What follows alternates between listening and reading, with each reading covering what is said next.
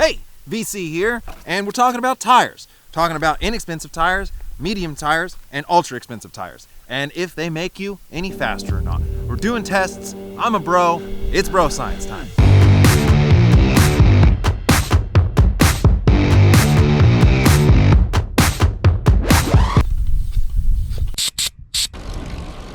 Alright, so a pretty quick video today. Now, the tires we used are the Schwably 1 tire, I don't know how you pronounce that, then the Corsa Speed G2s, then we had the Turbo Cottons. Now, price per tire as reflected on Competitive Cyclist as of today is $33 for the Schwalbe, and then $63 per tire for the Corsa Speeds, then $80 per tire for the Turbo Cotton.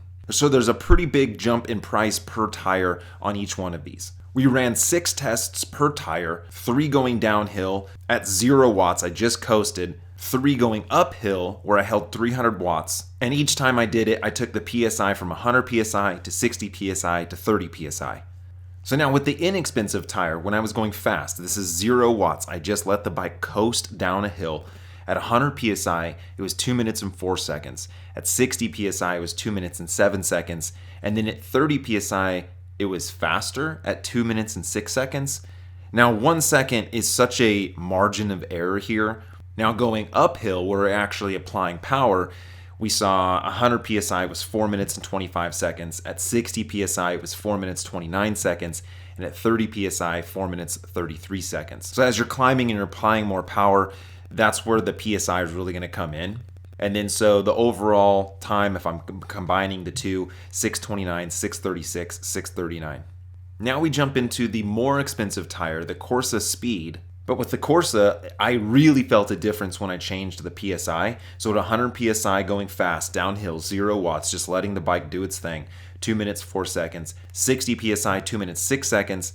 Then 30 PSI, 2 minutes, 10 seconds. So there is a real big difference between the 100 PSI and 30 PSI on this, because I think that the tire is a little bit softer and more malleable, so that less PSI makes a difference.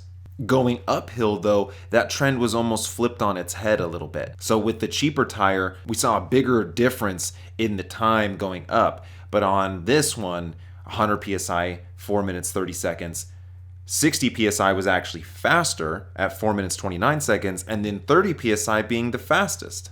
So kind of confusing, to be honest. And I'll say that at the 30 PSI, I felt like I was riding in mud. I did not feel, it felt way soft. So to have a faster time is really surprising. The overall combined time, 634, 635, 638. So you still have a trend of higher PSI being faster overall across the downhill and uphill. And so now we jump into the most expensive tire, which $160 for a set of tires is redonkulous. I personally would want to run cheaper tires on training days and for the most part, and then I guess bust these out for the race. But so on these, going fast, 100 PSI 208, 60 PSI 209, 30 PSI 215. The more expensive tire seems to be softer, like the sidewall's a little bit thinner. I mean, they feel very malleable. They're very easy to put on. You could just roll them on with your hands. As we got below 60 PSI, the speed really dropped. I don't think anyone's trying to run 30 PSI though, and I understand that. We're just trying to see the extremes to show some kind of difference in time. So now going uphill and holding 300 watts at 100 PSI is 422, at 60 PSI 425, 30 PSI 424. So again, all within just a margin of error of how my body was positioned.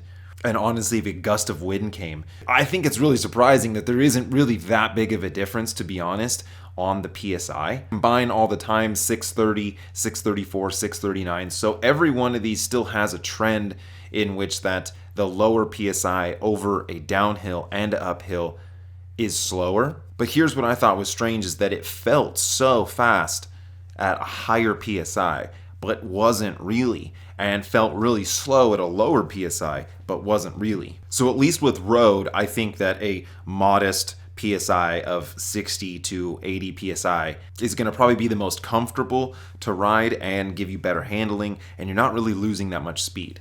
Now, the fastest tire going downhill was the cheapest tire, and the fastest tire going uphill was the most expensive tire. But overall, the fastest combined time was the cheapest tire at the highest PSI, which doesn't bode well for an expensive tire. But I have to add in the stipulation that when I was doing these tests, the temperature was dropping throughout the day. So when I ran the cheap tires, it was about 70 degrees. And then when I ran the expensive tires, it was all the way down to about 55. Given the exact same temperature, those more expensive tires could have gone faster.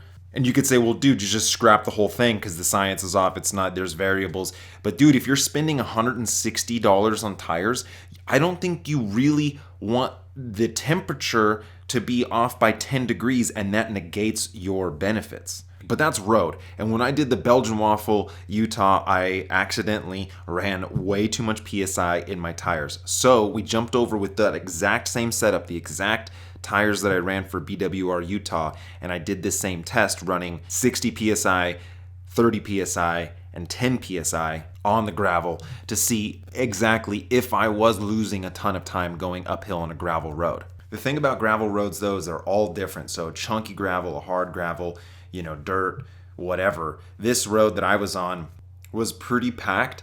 Riding a road bike up it is really not that big of an issue. So given that if we were riding in deeper sand or something that was a little bit chunkier, this would be different. But this is bro science. And I know no one is going to run 60 PSI on their gravel bike, okay? But the time difference is so small that if I ran, say, 20 PSI, 25 PSI, and 30 PSI, there would be almost no way to show any difference. So at 60 PSI, I did 5 minutes and 20 seconds at 300 watts going up and 2 minutes and 17 seconds going down. Going up felt super fast, but I kept slipping. I couldn't stand because the tire had so much pressure. And then going down, it actually felt super sketchy. The front end felt like it wanted to wash all the time. When I went down to 30 PSI, I went up at 5 minutes and 18 seconds, so 2 seconds faster. And obviously, this one felt way better. Going downhill, though, the time was slower by 2 seconds, but I had way more control of the bike. And when I dropped it down to 10 PSI, which again, no one is going to be running this. This is basically flat. Going up was the slowest at 5 minutes and 23 seconds. And then I had thought actually that I was going to have a ton of control going down, that I was going to have a bigger footprint, but the tire wouldn't roll. I couldn't turn. So the footprint wanted to keep me tracking straight. So going downhill was 2 minutes and 24 seconds, which was definitely slower. Now again, the data from the roadside, it's all over the place, I feel like. One big thing was the difference in temperature. Science is hard, dude, and I'm a bro. A big thanks to Competitive Cyclist. Use code VEGANCYCLE15 to get 15% off your first purchase. Some brands excluded. Again, they've helped me out so much through my channel to be able to do goofy videos like this. So I hope you enjoyed. As always, Vegan Cyclist. Yeah.